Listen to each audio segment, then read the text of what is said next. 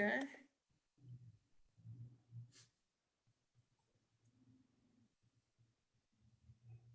Says the meeting is now live on Facebook. So I'm going to look and see. I see us. There we are. Good evening, everyone. Welcome to Peterson's Breaking News of Trenton. We thank you for your time, but good things always come to those who wait. That's what they say. I'm Crystal Feliciano, and I'm here tonight with an exclusive interview with Trenton's most wanted, right? Most wanted female, Trenton Police Director, Sheilah Coley. Good evening, Director Coley. How are you tonight? Good evening. I am well. How about you? I'm good. I'm good. Thank you so much. Listen, first of all, I want to thank you so much for this opportunity, for reaching out, for wanting to speak to Peterson's Breaking News, to want to address the people in the city of Trenton. I'm certain that it's going to be, it's more than wanted, right? People want to hear from you and see what exactly is going on. And on behalf of Thomas Peterson, the creator of Peterson's Breaking News of Trenton, and myself, we thank you for this opportunity, right? And for selecting Peterson's Breaking News of Trenton, the place where they get the news first. So thank you so much. My pleasure. All right, so we'll just jump right into it if you don't mind, right? We're just having our conversation. Well, if you don't mind, there's a few things that I would like to debunk. If we get those out the way, okay, then your questions may make more sense. Okay. Okay. So, some of the things, and I think that undermines the confidence that people may have in me is one, I don't have a plan. Two, I don't come to work. Three, that I don't support the Latino community, and I constantly cancel meetings with them. So the first thing is that I do go to work, and I work very hard, and I work hard for the people in Trenton, even when I'm not at work, because I'm always accessible by phone. There's nothing better than technology, but more important than technology, I am there in person to meet and to do whatever it is that I have to do. In terms of a plan, if I don't have a plan, I would certainly like to know what we discuss every morning at 10 o'clock, because every morning at 10 o'clock, we have an in-depth crime meeting about crimes that happen overnight, crimes that are now connected with each other. And all of that is part of the plan as, okay, we see something occurring here. So we now need to move our resources from one location to the other.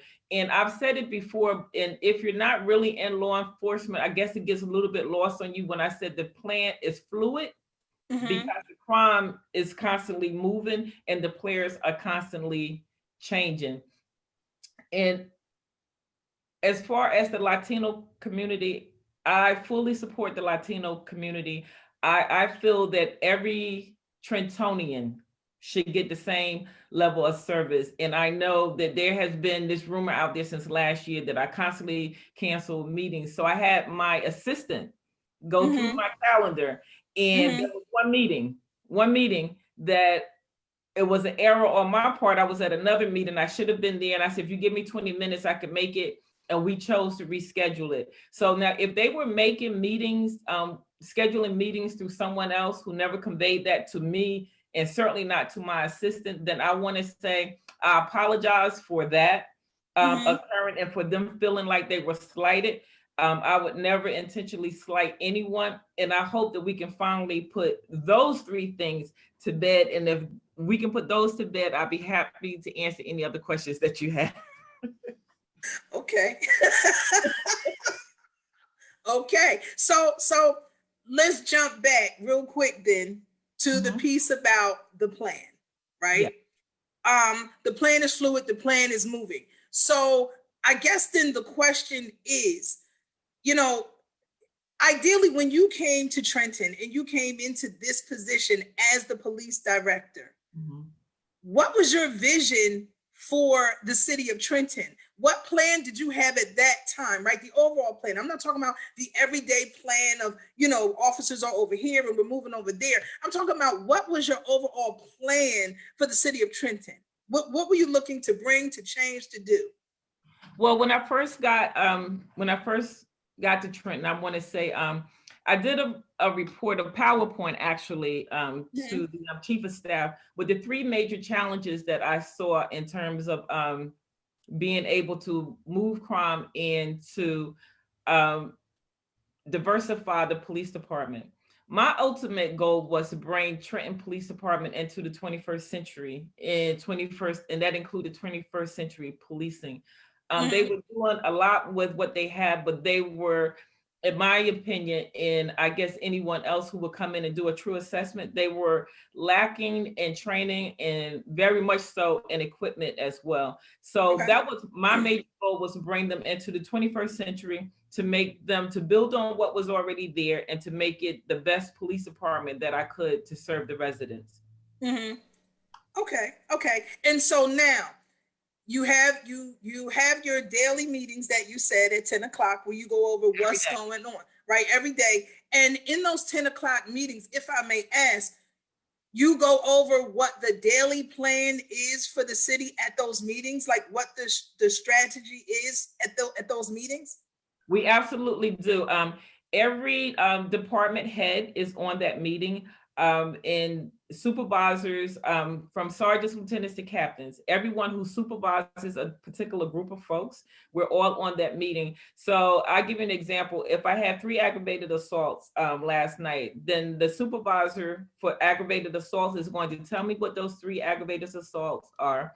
If we think they're connected, if we think that they're domestic violence, and if we think it's a domestic violence, let's move on it quickly, because we don't want the victim to be further victimized, obviously, right? And we tried to see if there's any correlation, a connection between the incidents that occurred overnight to anything else that we've had in the past, or what can we expect in the future if we had a shooting. So we would categorize that shooting as an aggravated assault shooting hit, right? So if we had a shooting, what can we anticipate in response to that shooting? Will there be retaliation? Where would the retaliation be? Who do we think the likely players are? Based out of the group of folks that we think are the likely players, we run them through our system and we say, okay, this one has a traffic warrant, that one has this, that one. And if we get them off the streets for even 30 minutes, you know, that's an interruption in the game plan and what they had on a criminal end and what we can do on a law enforcement end to interrupt that cycle. So we do that quite often. And we've even had conversations with people that we thought would be a likely victim. But the sad part about it is that some folks have become conditioned to, they have no expectation of life. They have more of an expectation of death. And so that shows you the sad state of affairs that we're actually in. Okay. So to speak to that, on Friday around the Stuyvesant Hoffman area, right? We had a couple shootings, and then there were a couple more shootings in that area, right, on Sunday, if I'm not mistaken. Yes. So I don't know, how was that addressed? Like, did you have patrol people there, you know, Friday through Sunday? If something like that were to happen, because that happened on Friday, you know, do you look at it as it's a hot spot? Listen, I am so sorry, but can you give me like a second? I have someone at my door. Okay, no problem. All right, everybody. So we're going to wait a few minutes while she gets the door. It's me, Crystal Feliciano. I'm here talking to Trenton Police Director Sheilah Coley in an exclusive interview here on Peterson's Breaking News of Trenton. Hope you all are being safe out there. Hope you had a great day today. The weather is changing, so please be sure to bundle up and be sure to wear your mask because COVID is going crazy and we want to make sure that everybody is safe. Okay, so back to Dr. This is live, so things are happening. Right. No, that's okay. Okay, so to get back to your question about Stuyvesant and Hoffman, Stuyvesant and Hoffman was one of those 5 major crime posts that I made a walking post when I first came to the city. And to add to your question, yes, there were officers that were assigned to that post. Due to shortage, sometimes officers are reassigned. This is one of those posts where that should not have happened. And just to like keep it real brief, that's an active investigation now on our Okay. end. And because at some point, you know, I had this conversation with the mayor. We have to hold these officers accountable. We can't keep finding locations where officers should be, go through a whole strategic planning of who's going to be there, what hours they should be there, and then they not be on their posts on time. So there's an active investigation on that right now. Okay, okay. And so then speaking to the piece about the personnel in the department, and the different changes and people being on post, and also with getting help from outside agencies to help out in a case like that when you speak of shortages, right? So I want to go from one to the other. The first piece is, I thought I read, right, and had been hearing in the papers and everything, and through press conferences and stuff, that what the Mercer County Prosecutor's Office was supposed to be in town. We were supposed to have state police. We were supposed to be getting all this help to help Trenton police have more boots on the ground and things that were happening. I don't know what anybody else sees because I'm in the house by a certain time of night.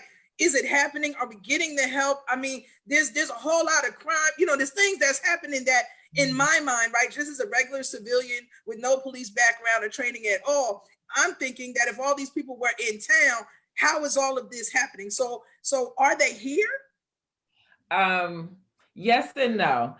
Yes, we were receiving detectives from the Mercer County Prosecutor's Office, and they were teaming up with our officers, and that was working out really, really well. But with the understanding that they also have their own duties. So when that program ended, they went back to prosecutor's office to handle their own duties. But as of this weekend coming up, we will be doing that program again where they're riding along with Trenton police officers. The state police, I can't give them enough thanks because they are in our city 2 to 3 times a week. And when they're there, they're phenomenal.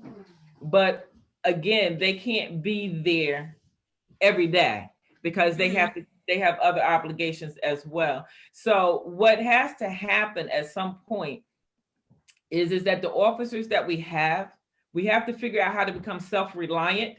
And I think if they're where they're supposed to be when we tell them to be there, I think that we can interrupt some of this. We're going to have what we call displacement. So maybe it would no longer be on Stuyvesant and Hoffman, but what I know from my experience, they're only going to move a block or two away.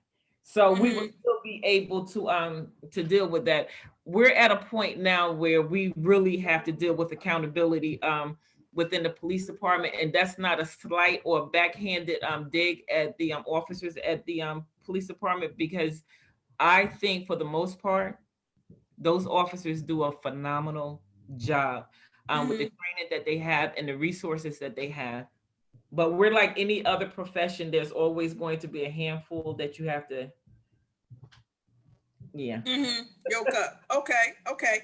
And so I guess then the thing is too, you know, citizens aren't feeling safe, right? They don't feel safe.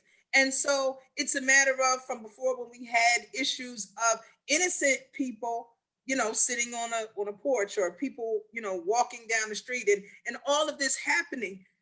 Ideally, I guess then the question is, what do you need to help make Trenton, you know, safe? We're limited on police, right? Is there a reduction in force? There's all these things that are happening, right? What is needed to help bring Trenton to where it needs to be a safe city? What's needed? Okay, so the biggest thing that's needed right now is don't be sick and tired in your house with your door closed and your shade pulled. Because if you're sick and tired in your house with your door closed and your shade pulled, then you can't see what's going on outside your door. And so then therefore you can't help contribute to helping us with the problem. Because right now, with all of the things that are going on in the city, it is, I'm going to say it again, there is a gang war going on in the city. People don't like to hear it. There's no other explanation for the level of violence that we're seeing. And the worst of it all is that our young players, the young offenders, they really think that this is a game. You hear them talking about they're going hunting tonight. They're and when we see that, yes, when we see that or we hear that, do we go into action? Absolutely. But hunting where? Hunting who? Those are the questions that we don't have answers to. But all of these offenders live in a community. They live in people's homes. They go out and commit these atrocities, and then they come back home. Now, I'm not saying mothers give up your, have your sons put in jail and or any of that. That's not what I'm saying. What I'm saying is mothers, fathers, parents, we have an issue here in the city, and it's not people coming from the outside of the city committing these crimes. It's people who live right here in the city who are committing these crimes. And at one point we had identified 47 people that were committing most of the crimes in the city. Even that's changing because now we're getting such a young population of offenders. So it takes all of us coming together. That's one of the pillars of 21st century policing, building trust and legitimacy. Right. I've been trying to do that because I know that there's such a distrust with police. So when people report things directly to me, I am careful that even when I pass it on to my respective units, that I delete phone numbers, names, anything that can help identify that person. So trying to create legitimacy.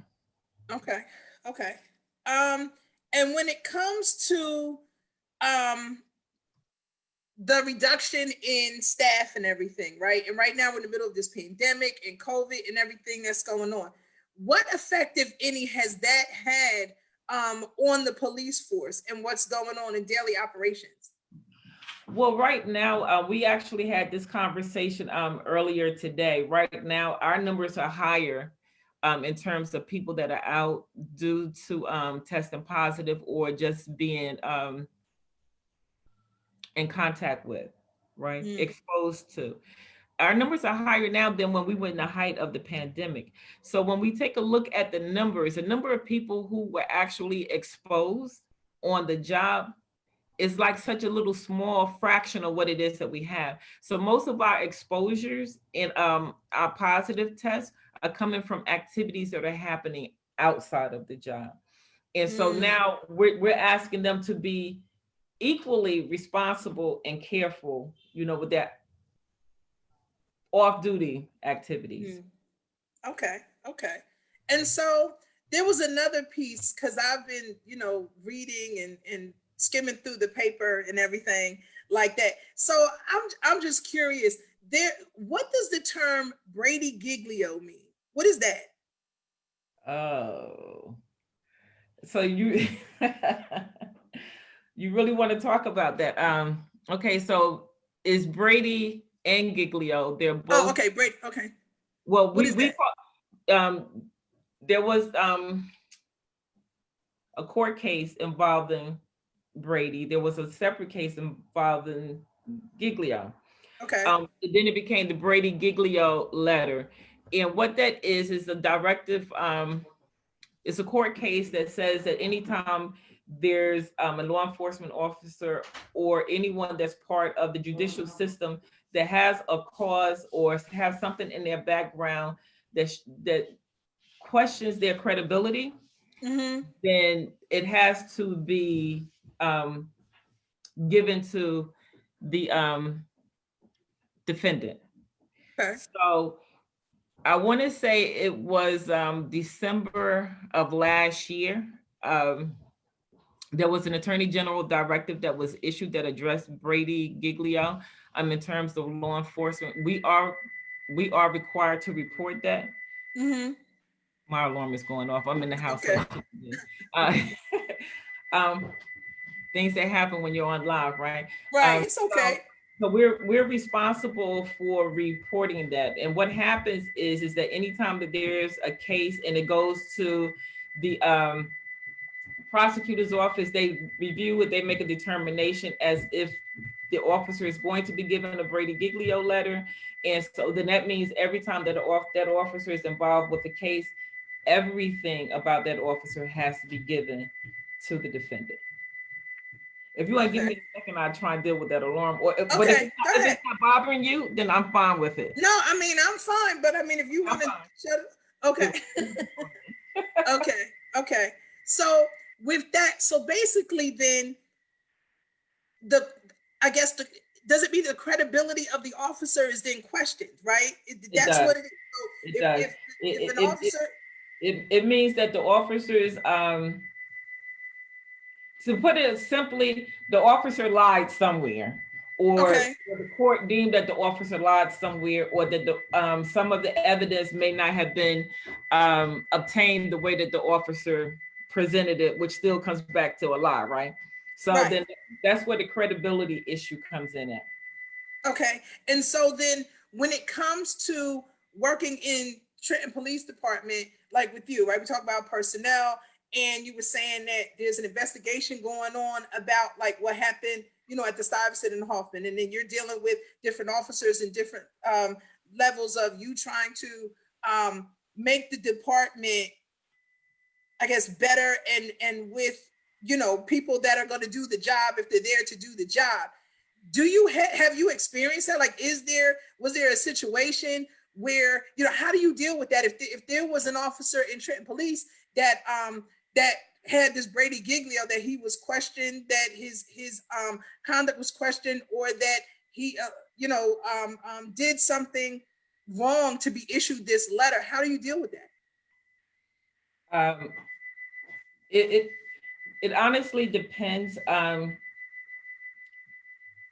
I'll give you an example. If I have an officer that has 24 and a half years on the department, and now you have 6 months to retirement and you're given a Brady Giglio, there's actually, I don't want to say a codicil, because I think that could be the right word, but yeah, there's also a provision within the directive that allows for a prosecutor not to issue a Brady Giglio letter against an officer with that amount of time left, because that can become part of the agreement.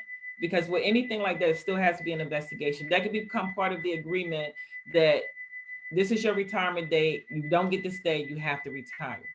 Okay. But if we're talking about something more extensive, I really don't see any other option but termination, because otherwise you would be keeping a person on a payroll at the expense of the taxpayers that can't really do their job fully. I mean, so that's how I think it should be handled. Okay. So there's a lot then that goes into what it is that you're dealing with, I suppose, as a police director from time to time and from day to day. And so as it works out with personnel within the department, you know, what changes have been made? Like, how do you handle advancements? Are there any advancements that have taken place? How is that working itself out? At one time, you know, the police department, when you look at pictures and stuff, you see it all looking one way. And now you see it kind of changing up a little bit. You know, what is your ultimate goal when it comes to personnel within the department? What's happening as far as advancement, the testing, you know what I mean? Like, how does all that work? Well, I believe in fairness. So I think in the past, what was happening was if you passed a test, you got promoted. And if you passed a test and you knew you were going to be promoted, there was no need for you to actually perform in the job that you already had, because I'm going to be promoted. That has now changed. If I see that you're not performing as a sergeant, then I'm certainly not going to promote you to be a lieutenant. That just doesn't make sense. It doesn't make sense, and it's not in the end going to be good for the residents, because you're not performing. And in terms of changing how a picture would look. I say this all the time. The mayor was real clear when I met with him, which is why I like him too, which is why I'm here. He's very convincing when you have one-on-one conversations with him. Shout out to Mayor Reed Garciora. One of his things was diversification. He wanted to diversify the police department. And so I made it clear, and I tell people I always work with my hands on the table. I'm never gonna throw a rock and then hide my hands. I said, I'm not forcing anyone out of their position as long as they're performing. I said, but as people retire, I am going to make the necessary changes. And so now we have a better picture. Right. Or a picture that better reflects the community, I should say. When we had promotions not that long ago, it was one of the most diverse promotion ceremonies that we've ever had. And, you know, and I tell people, I said, I'm not done yet. But what I have learned about Trenton as a whole and the police department in general, patience is a missing virtue in Trenton. There is no patience here, you know. So I don't think that we're done. We're going to continue to move the police department in what I think is the right direction. We're going to continue to put the best people, irrespective of their race or their gender. The people that can help move this agency forward are the people that I am putting in place. And fortunately for me, I don't know any of these folks personally. So it's not based on personalities or friendships or any of that. Is purely based on work performance. Okay. And then recently, Department of Corrections, they released the number of inmates back into the community, right? And so what impact, if any, has that had within the department? Has that had any effects on the police department or in the city at all? Well, absolutely. I think we found out the night before that there were going to be 247 people released at the Trenton train station. So we scrambled. We were able to assemble our community affairs group there to try to interact with people when they got off the train. But some of these people were laser focused. They care more about the check casher than any resources that we thought that we could offer them. And we knew that not because they're bad people, but just because they were being let out with some no place to go or anything else, that we were going to have an increase in our homeless population. And that meant that we were going to have an increase probably in theft from autos as well as burglaries. And so we have seen an increase in the theft from autos. Wow. Okay. And so, but the offenders that have been released, like, are they petty offenders? Like, I mean, can you speak on it? Like, I mean, it's not like they didn't let like murderers out or nothing, right? Okay, so the best answer I can give you is that I was told minor offenders. I was not given a list or the crimes that these people had committed in the past. So I can't tell you Crystal Feliciano was released and she had a history for shoplifting. I can't tell you that because I was never given a list like that. So is it possible then, I'm just saying, so is it possible then that some of the people that were let out are some of the people that could have been wanted for, like, you know how you have like persons of interest or whatever, like how you guys call it, you know, when you're doing a case and everything and looking and trying to figure stuff out? Is it possible that they've let people of interest out and then they don't give you a list, so you don't know who was let out? Is that what you're saying? I'm going to say everything is a possibility, but I know that there were some names that were given to the Mercer County Prosecutor's Office because they had to make victim witness notifications to let the victims and witnesses know that these people were being released. So that was the close as we came to having a list of people being released. Okay. Wow. My goodness. All right. So thank you. So in true Peterson's breaking news customary fashion, we've had a conversation.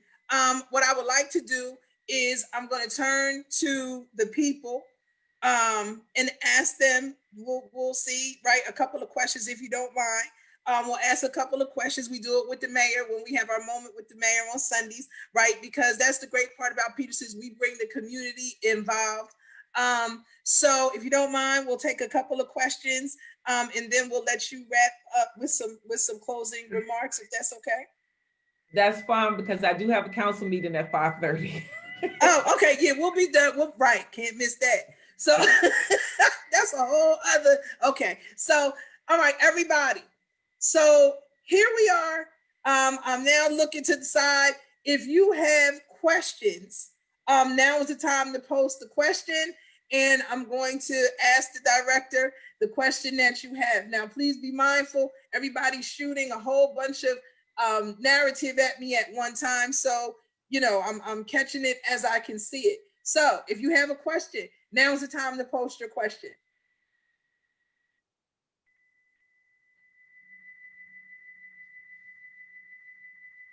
Anyone? Okay, wait a minute. Right, does she have time? Okay, so we go back again to the question about the plan, right? We go back again to the question about the plan. What is the plan of action to combat the crime in the city? That's the biggest question that has yet to be answered.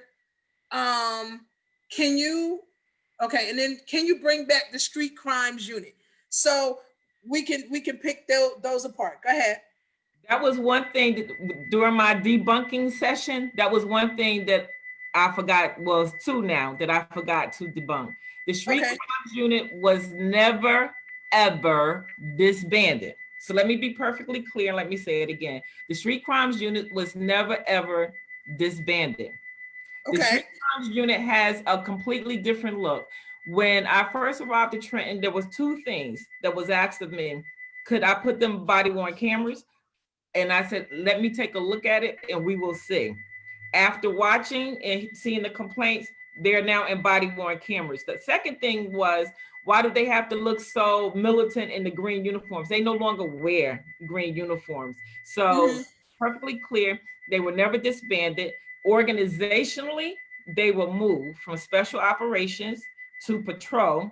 And the reason why, because hello folks, we're in a pandemic. So if I ever become short in patrol, there's another group of folks to backfill those spaces, right? Makes sense, right? Yeah, because you need help. I mean, we need boots on the ground. We need people. So they still exist. The leadership has changed. I didn't like the direction that they were going in, so the leadership has changed, but they are still out there. As far as an actionable plan in terms of reducing crime, that's part of it. Changing the personnel, holding people accountable for not doing the things that they've been told to do, following up on a strategy that we put in place. Is it working? Is it not working? Do we need to fine tune it? And these, again, we do these things on a daily basis. One day I may actually invite you to sit in on one of our crime meetings so you can see how in depth it is, because every time someone attacks me and said that I don't have a plan, you're undermining all of the people who do a great job every day and try and hold their department together with what it is that they have. The plan is to continue to hire, to continue to promote, to continue to look at the crime. And can I just say this? Last year, this same director was sitting in the director's seat and we had a 27% crime reduction. Yeah. So if I knew what I was doing in 2019, no, I didn't get hit in the head to forget everything in 2020. There are some extenuating circumstances that are certainly beyond my control, certainly beyond the control of most leaders in this great nation, because crime is up across the nation.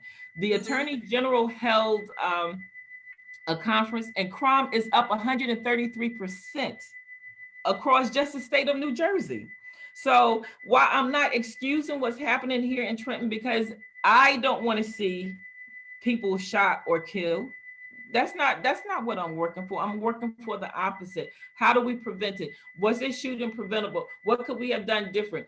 Who do we need to put over there? These officers are ineffective. Let's move them here. We're doing all of those things, and we do it on a daily basis. Okay, okay. So Regina Thompson Jenkins asked, why don't you use the sheriff's officers to help out Trenton Police Department? Why can't the sheriff's officers be used to help? Well, one, they don't work for me, so I can't tell them what to do. But Okay. if the sheriff would like to send officers to Trenton to work, I would certainly appreciate it, and I'm sure we can find something for them to do to help us out. How does that work though? So with those partnerships and stuff, would it be you that makes the ask? Would it come from the administration? How does that work to get them here? Well, it can work either way, because we are in Mercer County, and the sheriff's department is responsible for all the municipalities in Mercer County. Right. And we do have county roads that run throughout the city. So even if they patrol the county roads, that means that the resources that I have in that area, I can move to a different area. But the ask has been made in the past, and if I need to make it again, I'll certainly do that. Okay, okay. So Mega asked a question. I'm not sure. So Mega, I don't know what your field staff is, hon. I don't know.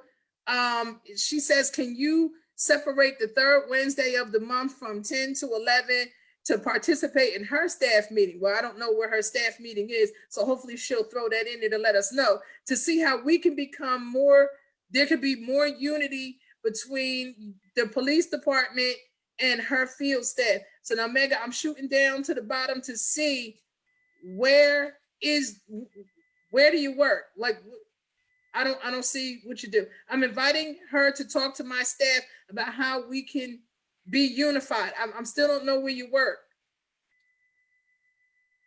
Okay, I still don't know. I don't know. Okay, so let's have Megan reach out to my office, speak to my assistant, and my assistant will take it from there. Okay, sounds great. Thank you so much for that.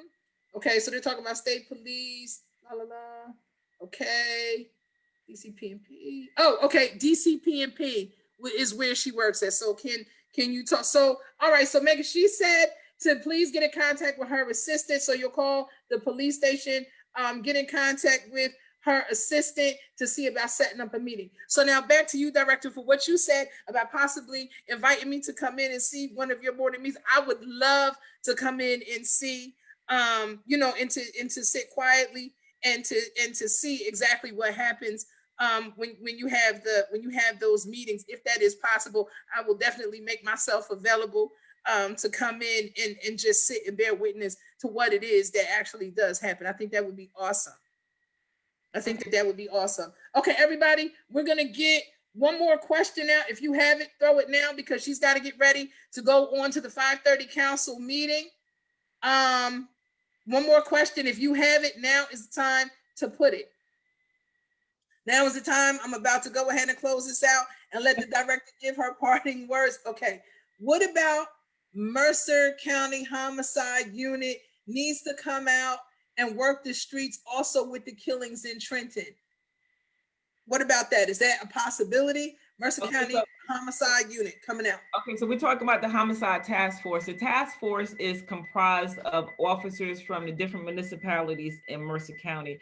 It's the same model in other counties use. So whenever there's a homicide, they do actually come out and work with our units. So they do that whenever there's a homicide, yes.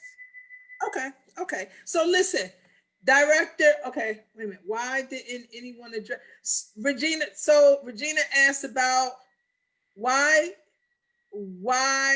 didn't we address the 10 shootings this weekend? We did talk about that early on, and there's an investigation as to the officers who were supposed to be on patrol or on post not being where they were supposed to be. So we did talk about that, Regina, earlier on. Okay, so Detective Coley, before we close out here today, are there any final thoughts that you'd like to leave with the people? You know, this is a very scary time for everyone. And I hate the fact that people just don't feel safe. But what I can tell you that if I could, at least 5 of my homicides were the results of someone taking something that didn't belong to them. They either broke in a house, um, they were breaking into cars, or they owed somebody some money. And one was $100. A person lost their life over $100. So what I want to say to people is that during this time, folks are not just responding to simple crimes like that anymore with a police report. They're actually responding with violence. And we do have warring factions in the city. And I've only been there a little bit more than 18 months, so I'm sure you guys know those factions better than I. But Mhm. we're constantly working with trying to identify the people and to try and interrupt as much crime as we can. I mean, like when you think about it, my shooting response team, they've made over 200 gun arrests this year. Wow. So the you know, these folks are out there actually working, and I don't want what they do get lost in people's personal dislike of me, Mm. because I think that's what this really is. Mm-hmm. Mm-hmm. And the thing is too, you know, Trenton, we've been going through some things for a minute, right? And ideally, everybody, was excited. You're coming in, Black woman coming into the city, and okay, put your foot down, bring some change, make the violence stop. Now, none of us actually think that violence is just going to stop overnight. We know that that's just not how the world works. That's just not what it is. It just doesn't stop overnight. The hope is, though, that you, along with your officers, right, one, that you would get the resources that you need to be able to perform to the best of your ability to give the city of Trenton what it is that it needs. You did open up some, and I thank you for that, as you started getting into the plan and you were talking to us somewhat about what it is that you're looking to do. And I think that that's what the people just wanted to hear. They needed you to hear you say something, right, to let them know, because again, us being from here and then you coming from up north, you know what I mean? It's like people have feelings about people being in the city, not from the city. And so we do want the best and the brightest here, right? We do want people in position that can work for the good and the benefit of the city of Trenton and its residents. We are at a point where we're hurting like other people are hurting, but right about now, we're being a little selfish, right? We want Trenton to be all right, and we want people to feel safe. And you know what, Director Coley, we want you and all the other directors and everyone else in position to do your very best to ensure that what it is that you were brought here to do actually gets done, right? And so we need the governor to give money to the city of Trenton so that we can have the resources and stuff that we need. Like, it doesn't all go one way. It doesn't all go to the police department. It doesn't all go to the administration. It doesn't all go to the community. We need those people in position that control the purse strings to give us what we need so that we can help save this city, right? We need the help. I teach at the high school. I tell my kids all the time that, you know what, you guys are going to be the leaders of tomorrow. You need to start looking around and seeing what needs to be changed and help to try to bring the positive change here into the city. So I think that it's a collective effort that needs to be made from everyone. But I also think that those in government that have access to the funds, right, with the aid that Trenton, they need to come on and give Trenton some money. And those that are in position, such as council, and everyone who makes a decision about what happens to the funds, need to get on the same page so that we can get access to funds, so that money can be allocated to help and be spent to better serve our community and to help our people. With that being said, Director, thank you so much for your time. I'm hoping that we can do this again. You come on and talk to the people and everything. I think that this is good. Again, I thank you for choosing Peterson's Breaking News of Trenton. you know, because we like to shed light on what's going on, and we thank you for entertaining questions from, you know, the community and things like that, just to bring it a little bit closer, because that's what we need right about now. We need those conversations, right? We need those conversations. And you know what? And I just want to close by saying, Mhm. I want the people in Trenton to feel safe. I want the people in Trenton to be safe. And I was brought to Trenton to do a job. And I think under normal circumstances last year, we did do a great job. Collectively, we did a great job. And that's where the 27% crime reduction came in. We were hit with some unprecedented things this year, but guess what? We didn't give up. We're not going to give up, and we're going to turn this thing around. All right. That being said, everybody, listen, Director, thank you so much for your time. We appreciate you. To everyone watching, thank you so much. It's me, Crystal Feliciano, here on Peterson's Breaking News of Trenton. Shout out to Thomas Peterson, the creator and founder of the page. Shout out to all of you that watch with us and support the page. We appreciate you. And once again, Director Coley, thank you so much for your time tonight. We look forward to speaking to you again soon. All right, my pleasure. All right, take care now. Thank you.